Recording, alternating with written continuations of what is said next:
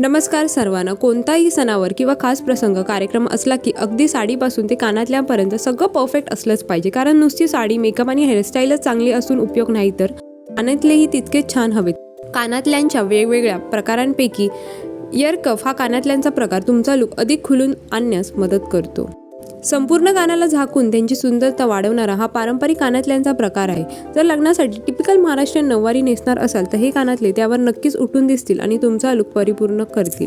जर तुम्हाला stone work फार आवडत असेल तर तुम्ही अशा प्रकारचे स्टोन वर्क असणारे इयर कफ घालू शकता. या कानातल्यांमध्ये चमचमते स्टोन वर्क असल्याने इतर दागिन्यांपेक्षा कानातले अगदी उठून दिसतात. मोराचे बारीक व नाजूक नक्षीकाम कानात अतिशय शोभून दिसते. मोराचे नाजूक नक्षीकाम असणारे हे गोल्डन इयर कफ तुम्हाला मराठमोळा व पारंपरिक लुक देऊ शकतात. नऊवारी साडीवर या प्रकारचे इयर कफ शोभून दिसतील. जर तुम्हाला थोडा साधा लुक हवा असेल किंवा संपूर्ण कान झाकतील असे इयर कफ घालायचे असतील तर तुम्ही अशा पद्धतीचे वेल प्रकारातील इयर कफ घालू शकता.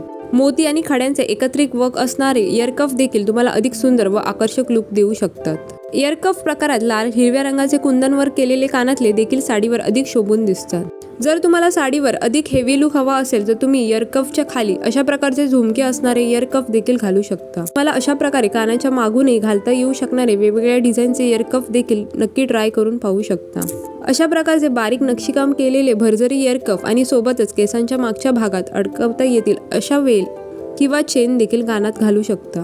जर तुम्हाला फार हेवी किंवा भरजरी लुक नको असेल तर तुम्ही अशा प्रकारचे नव्या ट्रेंडी स्टाईलचे वजनाने हलके आणि सहज काढता घालता येतील असे इयर कफ नक्की वापरून बघू शकता.